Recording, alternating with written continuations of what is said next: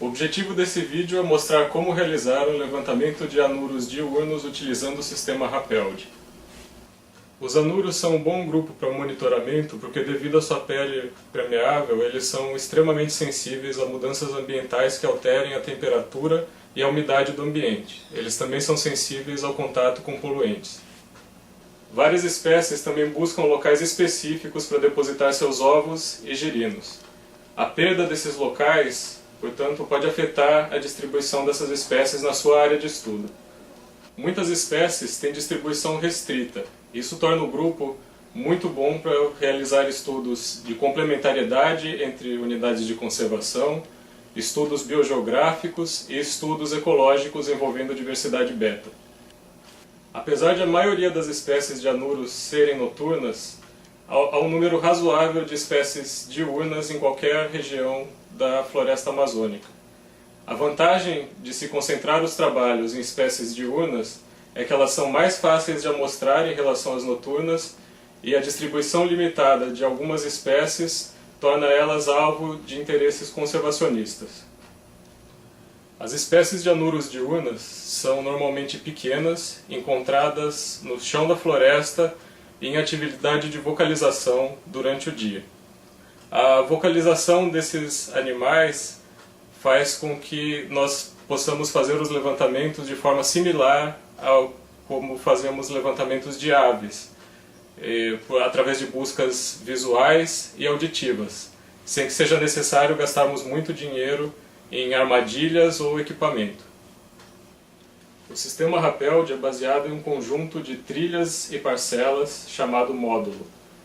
Os módulos são de tamanhos variados. Mas o módulo padrão é formado por duas trilhas de 5 km paralelas entre si e distanciadas 1 km. Existem parcelas permanentes de amostragem distribuídas ao longo das trilhas. Essas parcelas são distanciadas 1 km entre si. Os módulos podem ser distribuídos através da sua área de estudo, de forma a abranger toda a variabilidade ambiental ocorrente na área.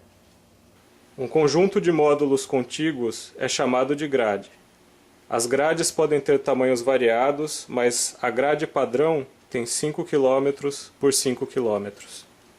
As parcelas Rapeld não têm uma forma fixa, elas seguem a curva de nível do terreno.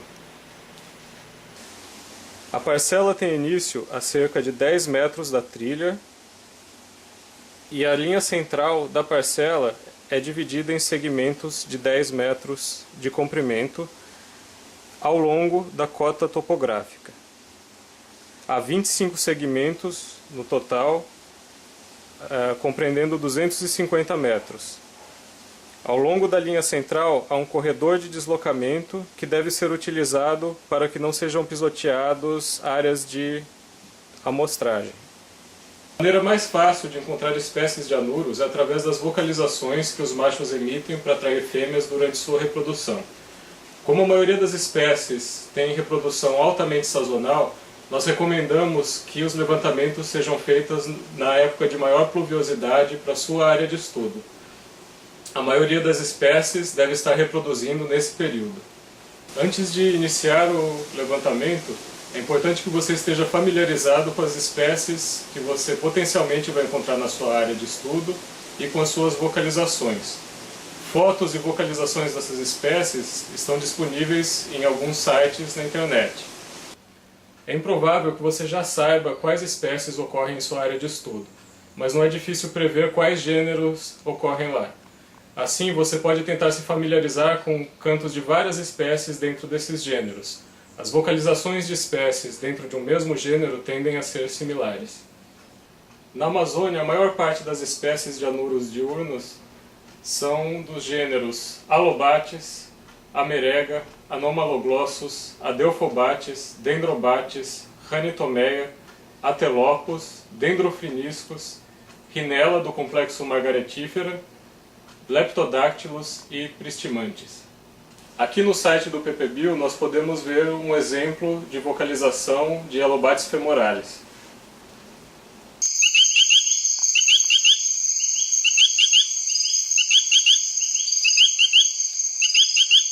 E agora um exemplo de Anomaloglossus stephani.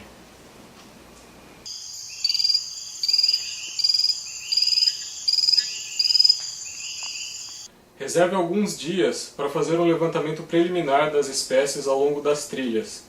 Procure fotografar e gravar o máximo de espécies que você conseguir para ter como referência no futuro. Também essa etapa é importante para você aprender a diferenciar sons produzidos por sapos, daqueles sons produzidos por insetos, como grilos, e também sons produzidos por aves. As informações que você conseguiu obter procurando na internet e nos levantamentos preliminares podem ser usadas para a construção de um guia de campo para você levar durante os levantamentos no futuro. Agora nós vamos separar o equipamento necessário para levar para campo. Nós vamos precisar de um gravador de som, que pode ser um modelo profissional, como esses, com microfone direcional que alcança mais longe.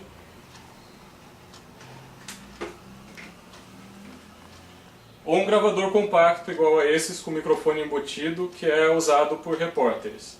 O importante é que os gravadores gravem em formato WAV ou algum formato de alta qualidade e não em MP3.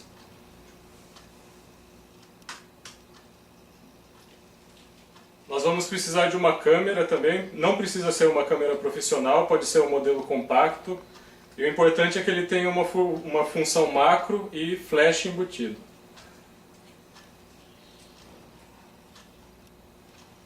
Vamos precisar de um termômetro digital,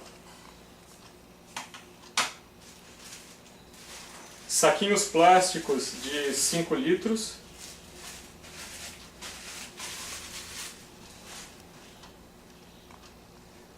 um saco de pano grande,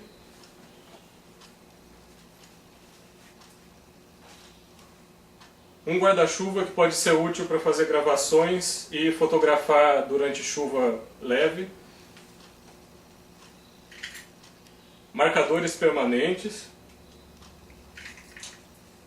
lápis, borracha, uma planilha de anotação, uma prancha, aliás, para planilha de anotação, uma lanterna de cabeça para ajudar no deslocamento no começo da manhã, uma cumbuca feita com garrafa plástica de água ou refrigerante cortada no fundo para ajudar a capturar os animais,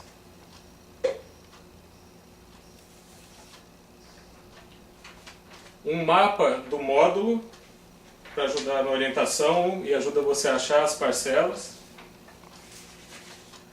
os mapas das parcelas, porque algumas vezes as parcelas podem ser interrompidas, então para você não se perder durante o levantamento. E o guia que você montou compilando os dados que você encontrou na internet e no levantamento preliminar. Você também deve levar as fichas de dados e metadados.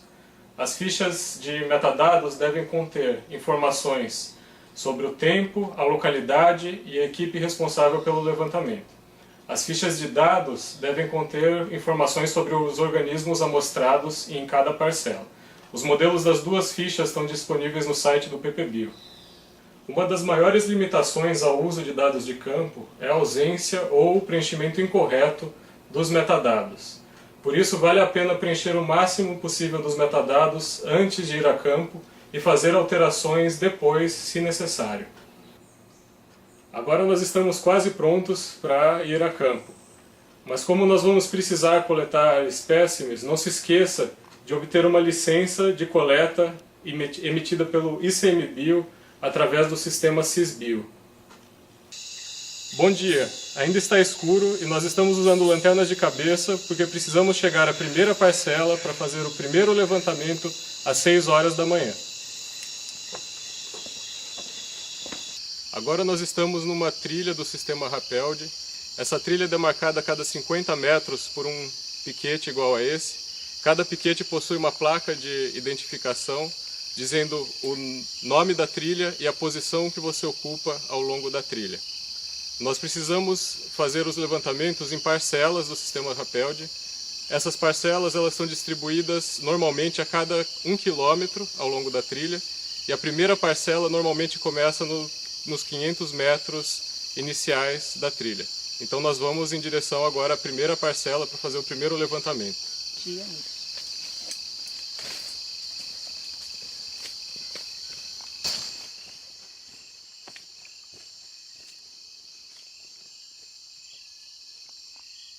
É aqui.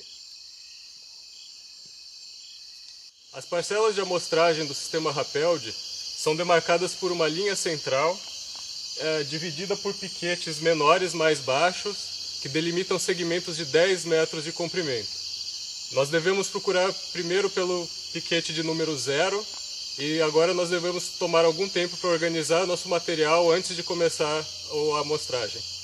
Antes de iniciar o monitoramento, tome alguns minutos para se preparar e preparar seu equipamento.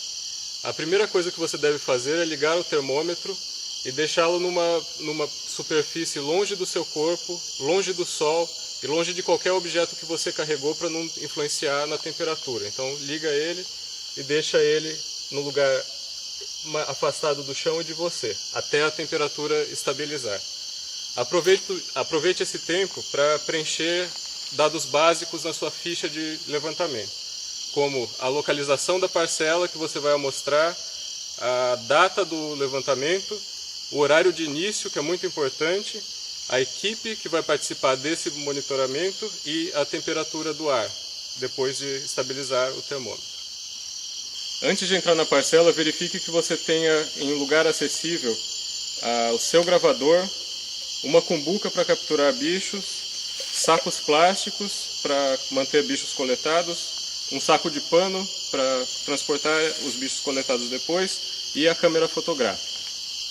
O monitoramento tem início com o observador caminhando lentamente e anotando todas as espécies de sapos que ele consegue ver ou ouvir, até a metade do primeiro segmento de 10 metros.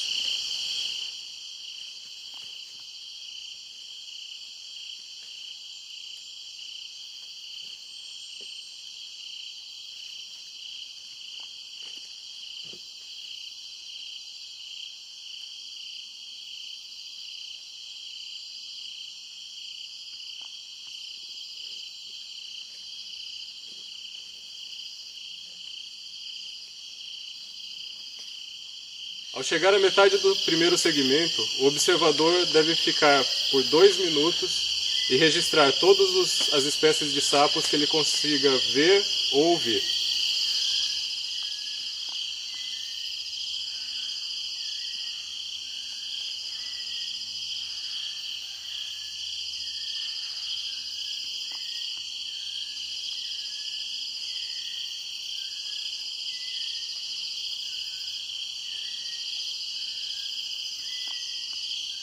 Após os 2 minutos de observação, você deve continuar caminhando lentamente até o fim do primeiro segmento, anotando outras espécies que você venha a detectar até o próximo piquete. Se houver morros ou obstáculos no seu caminho, mesmo assim você não deve deixar o corredor de deslocamento da parcela.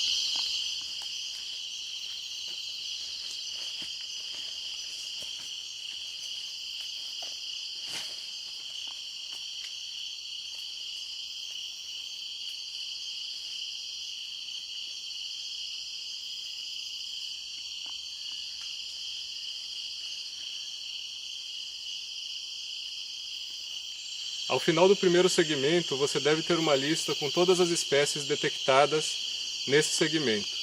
Cada indivíduo deve ser registrado apenas uma vez. Tome cuidado com indivíduos que estão vocalizando a distâncias muito grandes, para você não registrar ele em mais de um segmento. Esse procedimento é repetido em cada segmento até o final da parcela.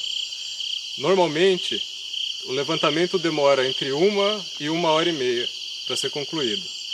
No começo das atividades de levantamento, você pode demorar mais do que isso, porque você vai ter que gastar algum tempo para gravar e capturar as espécies para confirmar a sua identificação. Algumas vezes você vai precisar sair do corredor central da parcela para gravar ou capturar algum indivíduo, seja para montar a sua coleção de referência ou para identificar alguma espécie que você ainda não conheça. As parcelas Rapeldi possuem faixas de amostragem para plantas pequenas. Então, sempre que você sair da linha central da parcela, do corredor central da parcela, tome cuidado para não pisar nas plantas menores.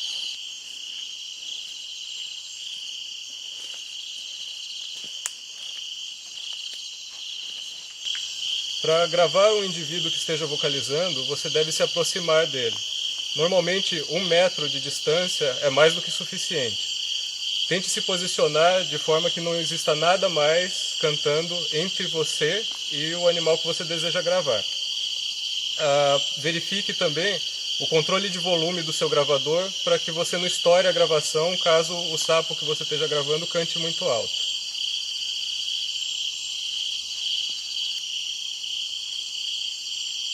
Ao final da gravação, você deve gravar com a sua própria voz, no próximo arquivo, informações sobre a hora da gravação, a temperatura do ar no horário da gravação, o local onde você estava, de preferência a posição da parcela e a data do registro. Se você tiver alguma outra informação sobre a espécie, se você souber a espécie ou o gênero dela, ou pelo menos a família, também informe na gravação. É ideal que você também anote essas informações numa caderneta para se alguma coisa acontecer com o registro em gravador. Por medida de segurança, os levantamentos normalmente são realizados por 2 pessoas. Porém, as análises pressupõem que os dados tenham sido coletados por apenas um observador. Então, se o seu assistente de campo observou alguma coisa que você não observou, ele deve esperar até o fim do levantamento no segmento para informar isso para você, e qualquer dado levantado por ele deve ser anotado separadamente. Se o segundo observador possuir treinamento na identificação de anuros, o levantamento pode ser feito pelos 2 observadores simultaneamente. É importante que cada observador tenha a sua própria planilha para anotação de dados e que um observador não comunique o outro que espécies ele registrou até o fim do levantamento.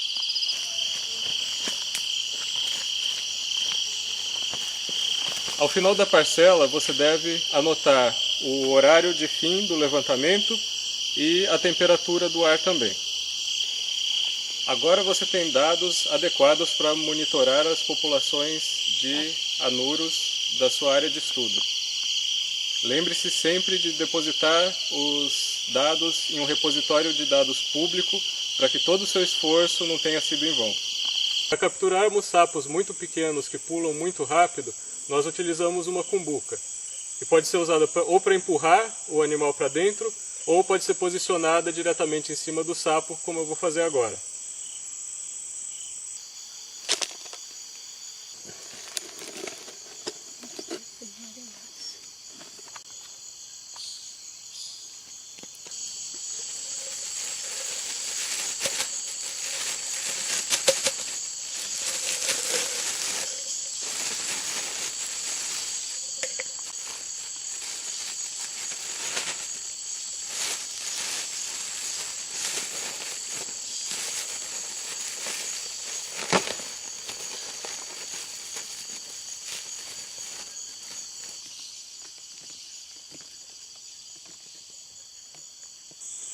Colocar algumas folhas do chão da floresta dentro do saco plástico ajuda a manter o saco plástico aberto e manter alguma umidade dentro.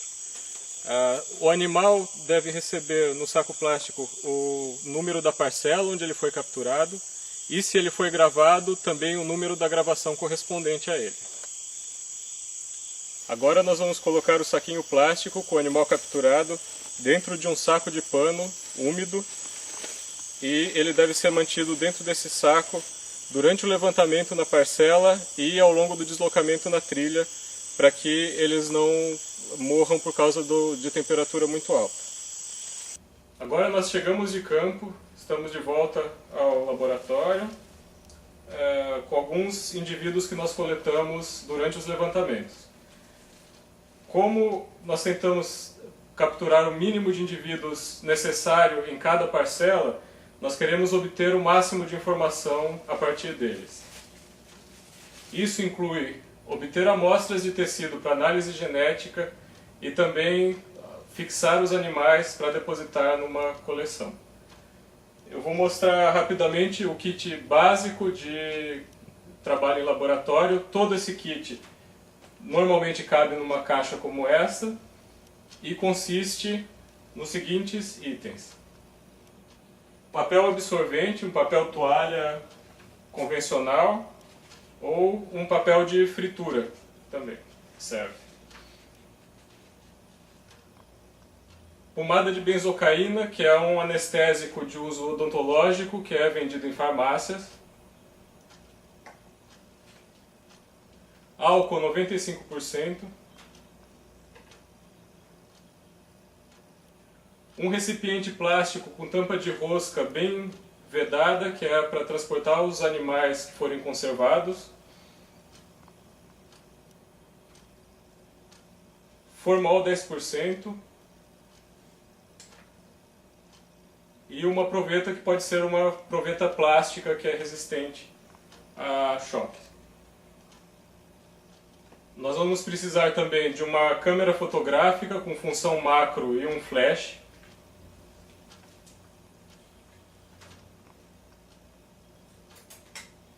Um isqueiro.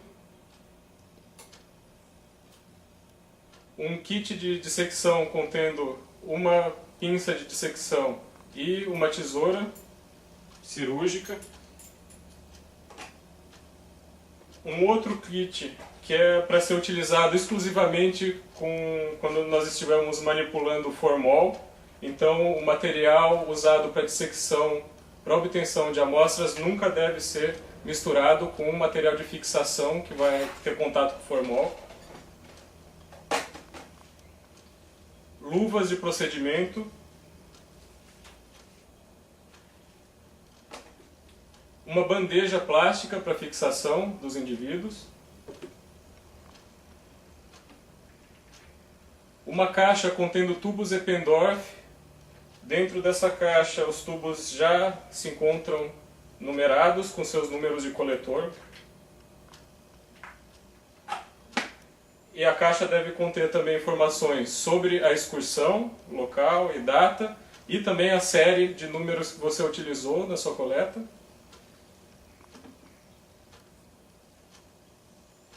Etiquetas com os números de coletor que vão ser presas aos bichos depois de fixados. Elas podem ser etiquetas feitas sob encomenda, como essas, ou feitas a partir de algum papel impermeável, como papel vegetal e barbante.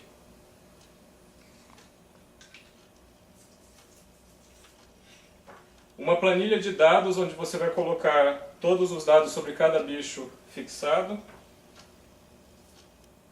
Lápis e borracha. O primeiro passo para processar os animais que foram capturados é preencher os dados deles em uma planilha. A ficha deve conter uma coluna com o nome da espécie ou a identificação mais próxima que você conseguir obter, o número de campo do animal coletado, uma coluna para ser colocado o futuro número de tombo desse indivíduo, o módulo onde ele foi coletado, a parcela onde ele foi coletado, a data de coleta, se foi retirado o tecido ou não desse indivíduo, suas medidas e os números de fotos ou da gravação que foi feita a partir desse indivíduo, caso você tenha. E por fim, o nome do coletor, da pessoa que coletou esse bicho. A forma mais eficiente e humana de se sacrificar um anuro é usando benzocaína. Uma pequena quantidade de benzocaína é colocada na boca do animal.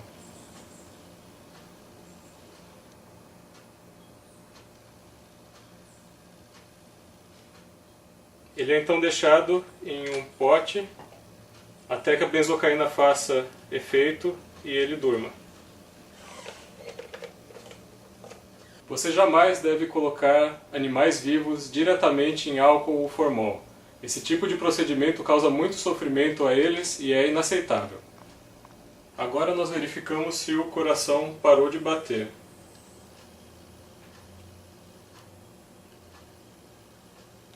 Se isso aconteceu, o animal não vai mais acordar. Agora nós vamos fotografar o animal. Para fotografar, nós colocamos a etiqueta com o número de campo ao lado do espécime e uma escala de tamanho conhecido, que aqui eu usei um pedaço de papel pintado com comprimento de 1 centímetro. Vamos tirar uma fotografia do ventre.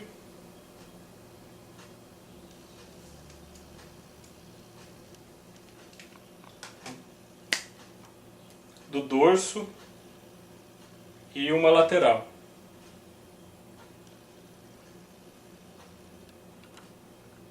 O próximo passo é retirar uma amostra de tecido muscular, caso seja necessário fazer uma análise genética para identificar a espécie. Antes de dissecar o exemplar para retirar uma amostra de tecido, você deve usar o álcool e o isqueiro para limpar todo o material de dissecção e eliminar qualquer contaminante que venha dos indivíduos que você já dissecou antes.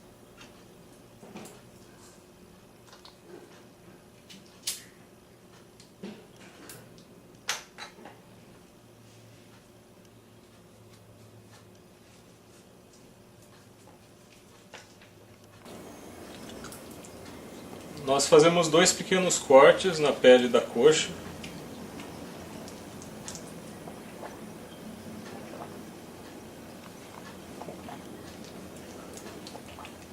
E depois rebatemos a pele para o lado.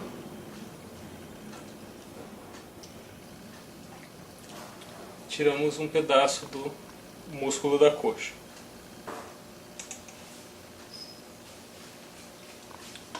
E essa vai ser a nossa amostra. Nós colocamos a amostra em um tubo Eppendorf, contendo álcool de 95% e uma etiqueta contendo o mesmo número do número de campo que aparece também na etiqueta do mesmo exemplar. Estamos prontos para fixar o exemplar. Para isso nós devemos utilizar outro kit de pinças e tesouras que vai ser específico para o trabalho com formol. Esse material nunca deve ter contato com o material utilizado para retirar tecido para amostras genéticas. Quando os exemplares são muito pequenos, algumas pessoas preferem não amarrá-los até que eles estejam já fixados na posição adequada para a coleção. No entanto, para evitar trocas de etiquetas, é recomendável que você amarre as etiquetas antes de iniciar o procedimento de fixação.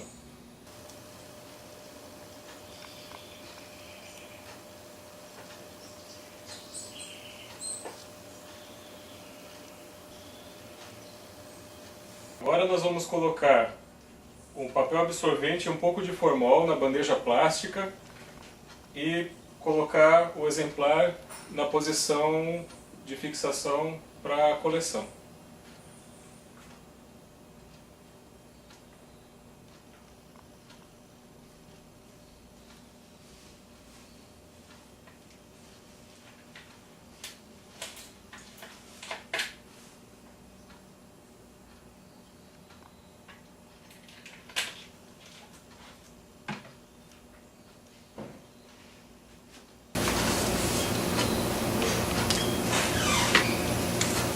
Os braços do exemplar devem estar em um ângulo reto em relação ao corpo.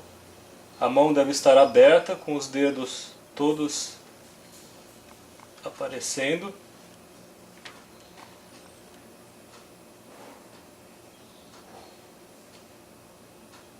Dessa forma. E os pés também devem estar em contato com o papel.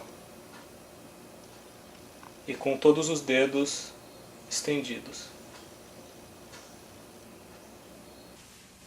Por fim, nós cobrimos o exemplar com um pedaço de papel toalha.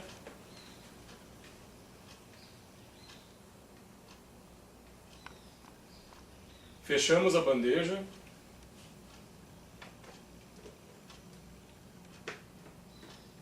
E esperamos 24 horas para que o exemplar seja fixado na posição adequada. Após esse período, o exemplar pode ser transportado para um recipiente contendo álcool etílico diluído a 70%, onde ele deve permanecer até que possa ser depositado numa coleção reconhecida pelo ICMBio.